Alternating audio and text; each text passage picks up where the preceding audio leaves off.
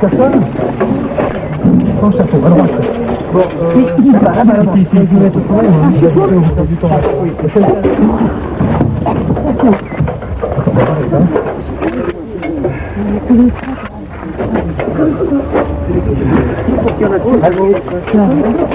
Ça, on va lui faire une anesthésie. C'est bon. Ça y est, mon petit bonhomme. C'est fini, mon petit gars. Ouh.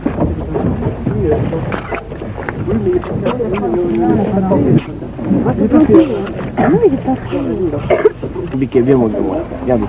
Avec moi là. Coupez. Qu'est-ce qu'elle laisse? Les lapins ils sont dans la voiture. Il est à gare là, il est à gare. Ça va, ouais. Va doucement, va doucement. C'est qu'on va les mettre là.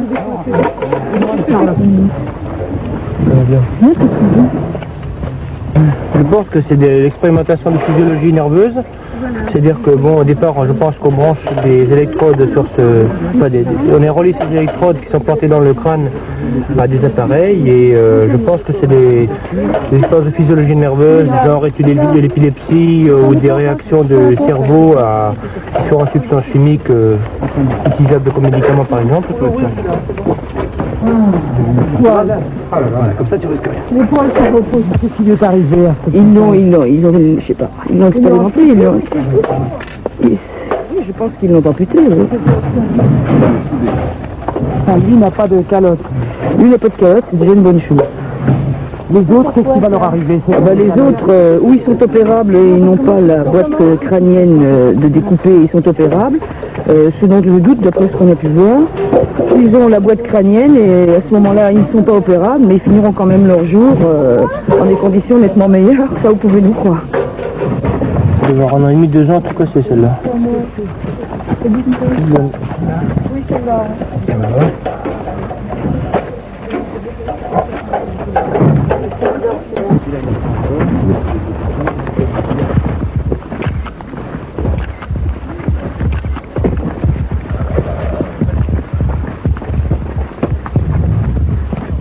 Patrick Sacco a été un des militants clandestins les plus actifs du pays. Il a été le meneur d'une des dernières grandes opérations commando menées en France. C'était en 1985, la libération de 17 babouins au CNRS de Lyon, l'opération Greystoke. Dans le commando, des profs, des infirmières, des secrétaires, tous masqués. C'était un petit peu pour expliquer les raisons de cette libération. Science sans conscience n'est que ruine de l'âme.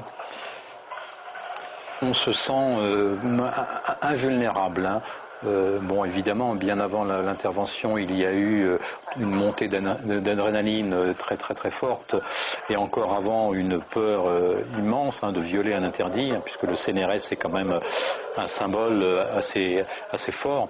Mais une fois qu'on est en train de libérer ces animaux, qu'on a puisé au fond de leur regard toute cette souffrance, et on a une force et rien ne pourrait nous arrêter à ce moment-là pour les libérer. Dans les années 80, les activistes pro-animaux étaient alors à la mode. Ces actions ont eu à plusieurs reprises les honneurs des pages de Paris Match et VSD.